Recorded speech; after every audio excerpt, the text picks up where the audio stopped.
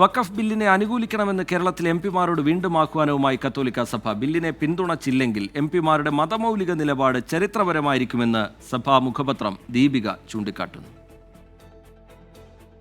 വഖഫ് bill പാർലമെന്റിൽ അവതരിപ്പിക്കാനിരിക്കെയാണ് മുഖപത്രത്തിലൂടെ കത്തോലിക്ക സഭ വീണ്ടും സമ്മർദ്ദം ശക്തമാക്കുന്നത്.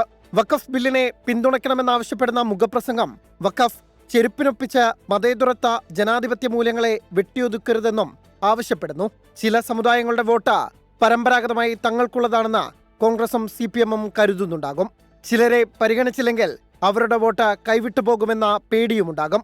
എന്നാൽ ബില്ലിനെ പിന്തുണച്ചില്ലെങ്കിൽ കേരളത്തിലെ എംപിമാരുടെ മതമൗലികവാദ നിലപാട് ചരിത്രമായിരിക്കുമെന്നും ദീപിക മുഖപ്രസംഗത്തിൽ പറയുന്നു. ഇതിനിടെ വഖഫ് നിയമം കാലോചിതമായി പരിഷ്കരിക്കാത്തതാണ് മുനമ്പം പ്രശ്നത്തിന് കാരണമെന്ന് KCBC deputy secretary father Thomas തറയിൽ പ്രതികരിച്ചു. വഖഫ് നിയമത്തെ അപ്പാടെ റദ്ദാക്കണമെന്നൊന്നുമല്ല നമ്മൾ പറയുന്നത്.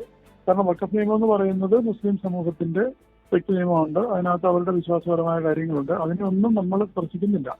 നമ്മൾ വളരെ കൃത്യമായ ക്ലോസുകളെയാണ് നമ്മൾ എടുത്തു പറയുന്നത്. നമ്മുടെ ഇന്ത്യൻ കോൺസ്റ്റിറ്റ്യൂഷന്റെയും ഇവിടുത്തെ സിവിൽ നിയമത്തിനും നിരക്കാത്ത രീതിയിലുള്ള ചില ക്ലോസുകൾ ഇപ്പോഴത്തെ നിയമത്തിലുണ്ട്. അത് കാലോചിതമായിട്ട് പരിഷ്കരിക്കണം. എന്താന്ന് വെച്ചാൽ ഈ മുനമ്പത്തെ വിഷയം ഉണ്ടാകാൻ കാരണമായത് ഈ വഖഫ് നിയമത്തിലുള്ള ചില ക്ലോസുകളാണ്. അതേസമയം കേരളത്തിൽ നിന്നുള്ള ജനപ്രതിനിധികൾ പിന്തുണച്ചില്ലെങ്കിലും വഖഫ് ഭേദഗതി പാസ്സാകുമെന്നും പക്ഷേ അവർ വരും തലമുറകളോട് കണക്ക് പറയേണ്ടി വരുമെന്നും മുഖപ്രസംഗം മുന്നറിയിപ്പ് നൽകുന്നുണ്ട്. വഖഫ് പേടിയില്ലാതെ രാജ്യത്തെ പൗരന്മാർക്ക് സമാധാനമായി ഉറങ്ങാൻ കഴിയണമെന്നും ദീപിക മുഖപ്രസംഗം ചൂണ്ടിക്കാട്ടുന്നു. 24 തിരുവനന്തപുരം.